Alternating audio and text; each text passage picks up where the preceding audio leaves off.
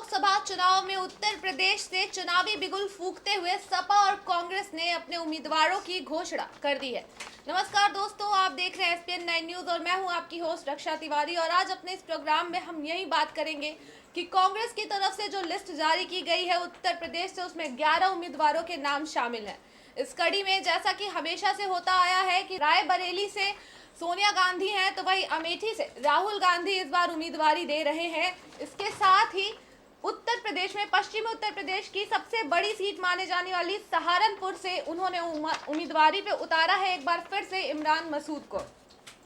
तो आइए हम बात करते हैं। राहुल गांधी की उम्मीदवारी तो स्पष्ट हो चुकी है। इसके साथ ही साथ अगर बात करें हम उत्तर प्रदेश के सहारनपुर सीट की, तो सहारनपुर सीट अभी फिलहाल भाजपा के कब्जे में है, जहां 2014 में इमरान मसूद जो कांग्रेस की तरफ से बतौर उम्मीदवार खड़े हुए थे, उनको 65,090 वोटों से भाजपा के राघव लखनपाल शर्मा ने करारी हार दी थी। इसके पहले यहां कमल 1998 में खिला था और 1998 के बाद 2014 में भाजपा सहारनपुर में आई थी। बात करें अगर सहारनपुर लोकसभा सीट की, तो यहाँ पर कुल 54% आबादी जो की है वो हिंदू वोटर्स की है और उसमें 41% जो आबादी है वही मुस्लिम वोटर्स की और 20% पर दलित वोटर्स भी हैं। तो इस बार जैसा कि देख सकते हैं कि सपा और बसपा के बीच गठबंधन हो चुका है, जिस वजह से अगर देखा जाए तो दलित वोटर्स और मुस्लिम वोटर्स एक तरह से सपा के खेमे में, सपा और बसपा के खेमे में जा सकते हैं गठबंधन के बाद। तो वहीं प्रियंका गांधी के आने के बाद ऐसा हो सकता है कि मुस्लिम वोट खिसक कर कांग्रेस के पाले में चला जाए और सपा बसपा की तरफ ना जाए। ऐसा भी हो सकता है कि कांग्रेस और सपा बसपा के गठबंधन में इस चल रही खींचातानी के चक्कर में ये मुस्लिम वोट बैंक जो है वो भाजपा के खेमे में चला जाए और भाजपा को एक बार फिर से यहाँ पर जीत हासिल हो। होने को तो कुछ भी हो सकता है, क्योंकि इस बार के लोकसभा चुनावों के बारे में कुछ कहा नहीं जा सकता है। राजनीतिक नीतियां जो पार्टी अपना रही है वो काफी दिलचस्प मोड़ लेती नजर आ रही है। अगर बात करें कांग्रेस प्रत्याशी इमरान मसूद की, तो इमरान मसूद 2014 में अपने बयानों की वजह से काफी विवादों में रहे थे। उन्हें जेल का सामना भी करना पड़ा था, जेल जा चुके थे। अपने मोदी जी पे किए गए बयानों के चक्कर में उन्हें जेल जाना पड़ा था। 15 दिनों की हिरासत में थे। उनका अपना एक आक्रामक रवैया है पार्टी में। वो हमेशा से ही बीजेपी और नरेंद्र मोदी को लेकर तंज कसने का कोई भी मौका नहीं छोड़ते हैं।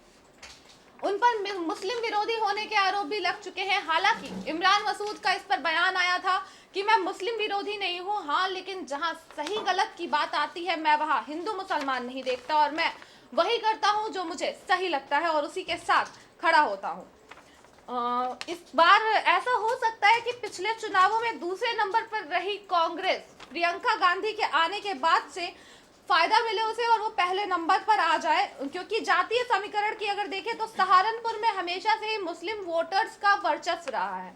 तो इस बारे में हम बात करते हैं काशिफ अली से।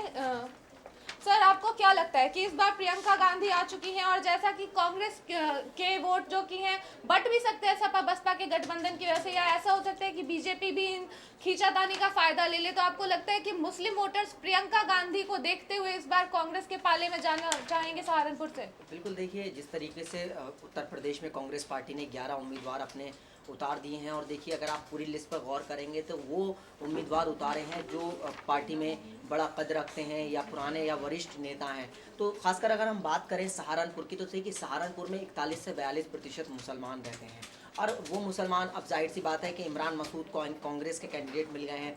सहारनपुर के लोगों से लगातार हमारी बात चल रही है, तो सहारनपुर के लोगों का साफ तौर पर यही कहना है कि इस बार जो है वो कैंडिडेट के साथ साथ ये भी देखा जाएगा कि कौन उनके क्षेत्र के लिए विकास के लिए बात कर रहा है, क्योंकि सहारनपुर में अगर हम देखें तो वहाँ लकड़ी का काफ़ी बड़ा कारोबार है और जो अभी वहाँ पर सिसक रहा है, बहुत ज़्यादा बुरी हालत है उसके कारोबार की। अगर आप उससे आगे के जाएंगे, सहारनपुर की विधानसभा पड़ती है भेंट, तो भेंट में भी अगर वहाँ पे बहुत ज़्यादा कारोबार की बहुत ज़्यादा दिक्कत में हैं लोग, तो लगातार अगर हम देखें तो वहाँ के जो जनप्रतिनिधि हैं हमेशा से उनके साथ धोखा हुआ है। रही बात इमरान मसूद की, इमरान मसूद देखिए लगातार हमने देखा कि वो प्रधानमंत्री नरेंद्र मोदी और बीजेपी सरकार पर लगातार निशाना साधते रहते हैं, लगातार उन पर हमले करते रहते हैं, लेकिन उन पर भी मुसलमान जिस तरीके से विरोधी होने का आरोप लगा था, तो इमरान मसूद की एक अपनी एक अलग राजनीति है। देखिए अगर हम बात करें सहारनपुर की पूरी तरह से, तो इमरान मसूद की मजबूरी भी हम कह सकते हैं कांग्रेस पार्टी, क्योंकि कांग्रेस पार्टी की मजबूरी इसलिए थी क्योंकि पहले से ही वो उत्तर प्रदेश में इतनी ज़्यादा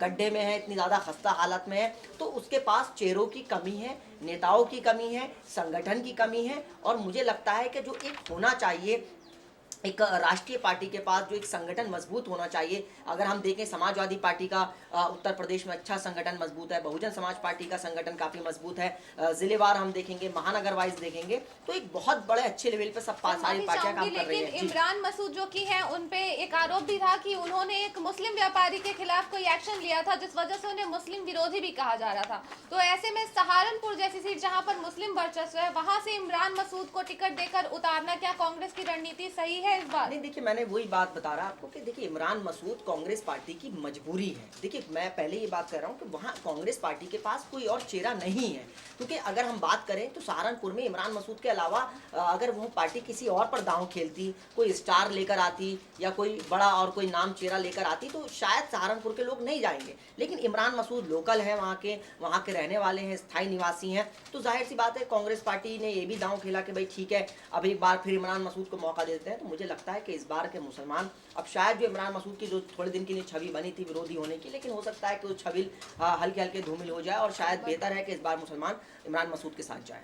जी शुक्रिया काशिफ जी। हालांकि बीजेपी की तरफ से अभी प्रत्याशियों की घोषणा नहीं हुई है, और उस घोषणा के पहले कुछ भी कहना ठीक नहीं होगा, क्योंकि पिछले लोकसभा चुनावों में बीजेपी का काफी अच्छा प्रदर्शन रहा था और उनके प्रत्याशी रहे थे राघव लखनपाल शर्मा, जो कि मध्य प्रदेश के मुख्यमंत्री कमलनाथ के रिश्तेदार भी हैं। तो अब देखना काफी दिलचस्प होगा कि कांग्रेस और सपा की उम्मीदवारी तो साफ हो चुकी है, लेकिन अब बीजेपी इस उम्मीदवारी को देखते हुए सहारनपुर से अपना कौन सा उम्मीदवार इस बार मैदान में उतारती है। तब तक के लिए आप बने रहिए हमारे साथ SPN 9 न्यूज पर। जय हिंद।